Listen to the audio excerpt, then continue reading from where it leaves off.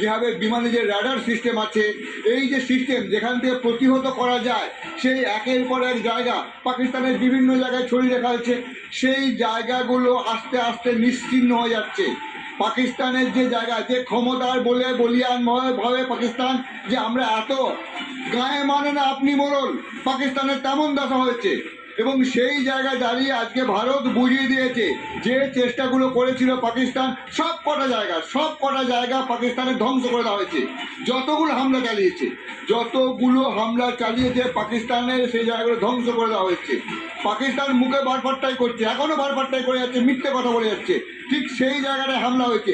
এই মুহূর্তে ভারতবর্ষের যে বাংলা কথা হচ্ছে, আমাদের যে সুদর্শন চক্র বলা হচ্ছে 400, সেখান দিয়ে পাকিস্তান ছিন্ন ভিন্ন হয়ে যাচ্ছে।